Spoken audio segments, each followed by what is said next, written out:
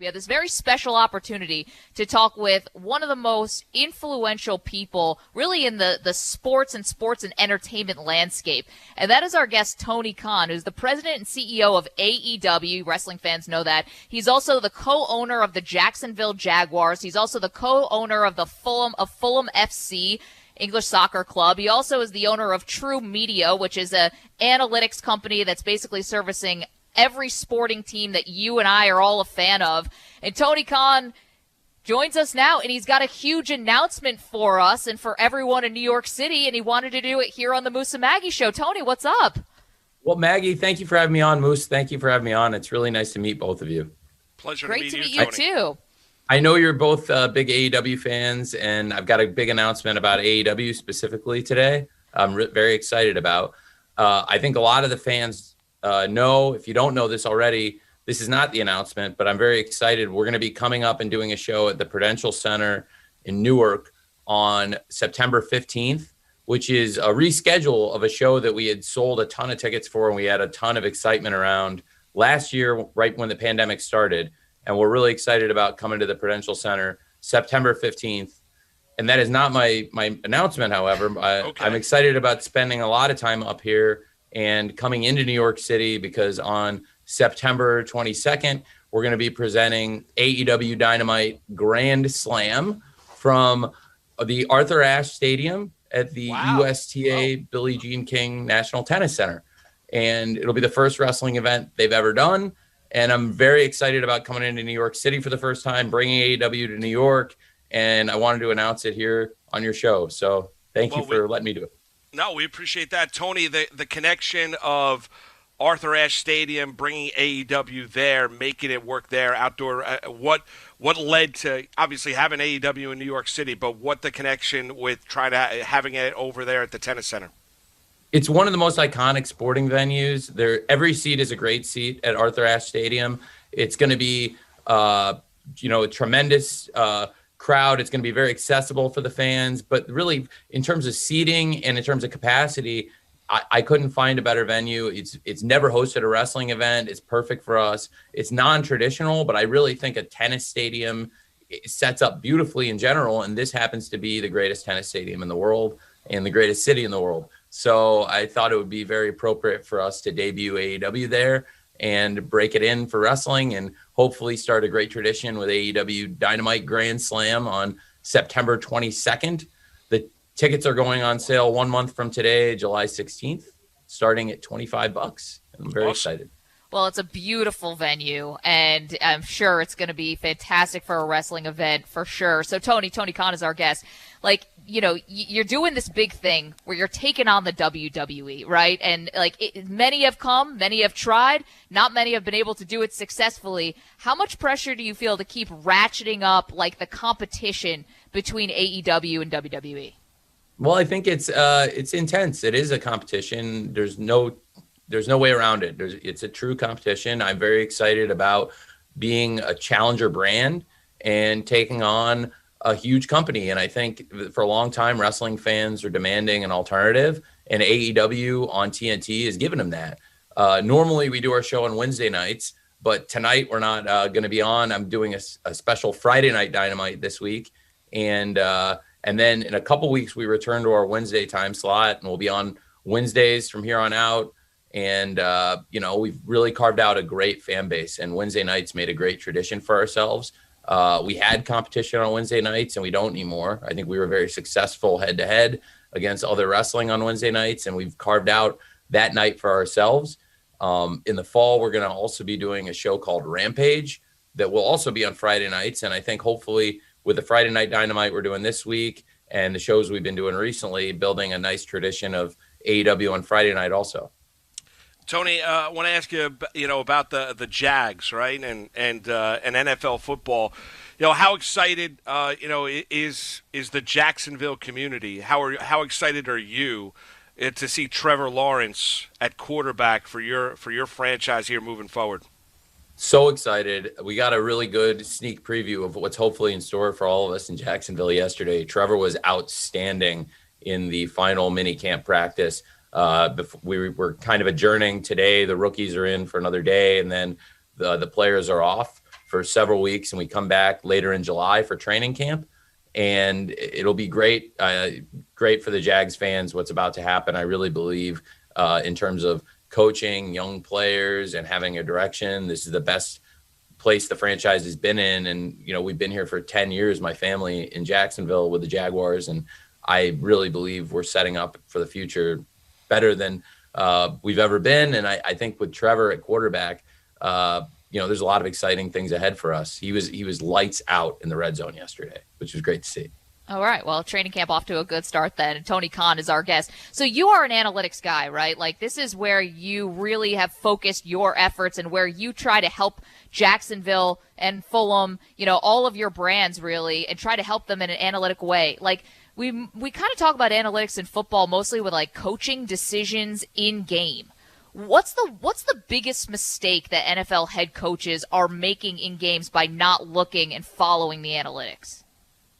It's a great question, Maggie. It's a great question. I think there's some times where there's some punts where, people might find the more optimal thing to do would be to go for it. But I really believe NFL coaches have changed their decision making. And, like I said, this is my 10th season in the NFL that we're about to have. And in the previous 9 seasons, I've watched the decision making get better and better in the NFL. And fourth down decision making is really where a lot of the most high leverage choices are made. But it really, it permeates from the top. And we have a great coach. I love Urban Meyer and love working with Urban Meyer. And he's been so receptive to working with analytics. I own a company, True Media, that provides analytics, engineering, support services for everything from scouting to, video and everything for players and coaches for 20 of the 30 Major League Baseball teams. And also a lot of NFL teams, in addition to the Jaguars, have used software that we put out and services we use. So for the Jaguars, in addition to like fourth down decision making and in-game stuff, I spend a lot of time on undrafted free agents, and that's kind of my niche. So a good amount of the secondary are players that I signed as undrafted free agents.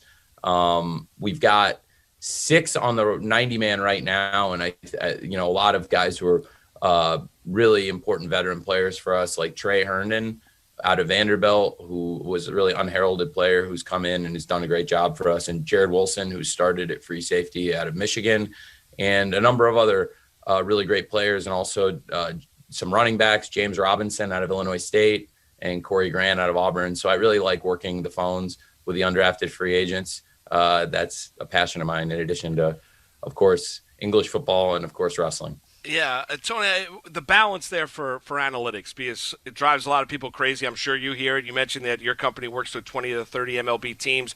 There's a kind of a pulse to the game, a feel for the game as well. You can't have a computer or software or stats kind of dictating or making all the decisions. Where, Tony, from your perspective, 10th year now upcoming with the Jaguars, where's the right balance of using the information but also using it properly? It's a great question, Moose.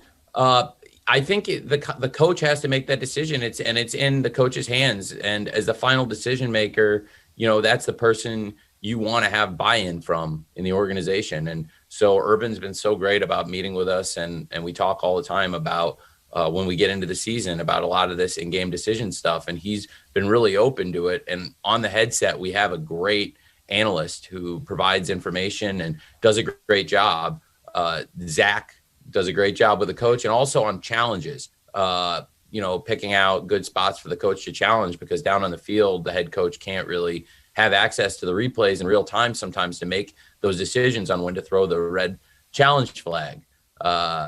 So that can be another area where analytics and having somebody up in the booth that does a great job on it can pay off. Wow, so the analytics guy is in the headset will be in the headset with Urban Meyer as he's making coaching decisions on the sideline. That's really fascinating. I wonder if that's an outlier. A lot of NFL teams do that. It's pretty common. But when I came into the league, nobody was doing it. Maybe a couple teams, and now it's become a lot more commonplace. Yeah. Tony Khan is our guest, made a huge announcement on this show, AEW coming to Arthur Ashe Stadium at Billie Jean King. It's going to be fantastic out in Flushing for sure. Okay, if you could take one person on your roster and take them from the Jacksonville roster to the AEW roster, would it be Tim Tebow or Gardner Minshew? Well, I think I have other choices, right? Yeah. I think Gardner Minshew is kind of tailor-made. I love Tim and Gardner. They're both great. Gardner was at our last show, actually. Gardner likes the wrestling a lot. Miles Jack comes to the AEW shows a lot. Miles Jack would be very high on this list. But I would pick a tag team that we recently had stop in. We had DJ Chark and Josh Allen come in and visit, and they were so excited to see Shaq.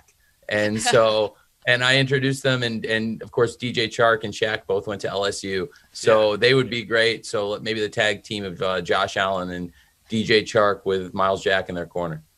Tony, I got one last one for you because Maggie mentioned the name Tim Tebow. I want to get your thoughts on Tebow. Because he's this polarizing figure. I know he bothers a lot of people, getting the opportunity with your team once again, trying out at tight end, getting an opportunity to make your team down in Jacksonville. Why do you think Tebow bothers so many people with whether it be doing the stuff he did with the Mets, now back trying to get back into the NFL in Jacksonville? Why do you think Tebow's turned into this polarizing figure? I'm not sure. In training camp, Tim's been tremendous, and I'm not sure why. He's been a great teammate. He's a great person, and I think he deserves an opportunity. And so, I'm excited to see how it turns out. But it's been he's at a nice camp, and we'll see how it goes. But I'm not sure why people would have anything negative to say about him. He's such a great person. Tony, we can't tell you how much we appreciate you coming on the show, making your big announcement here. It's exciting times in the wrestling wars, that are getting ratcheted up here between AEW and WWE. We're all very interested spectators here. And, of course, Moose and I, big fans of, good old JR, Chris Jericho. And so, obviously, we're locked in with AEW. Really appreciate it, and best of luck moving forward. Thank you, Maggie. Thank you, Moose. I really enjoyed meeting both of you, and hopefully I'll see you both September 15th at the Prudential Center and September 22nd for AEW Dynamite Grand Slam at Arthur Ashe Stadium. Tickets go on sale in a month. Tony, thank you, brother.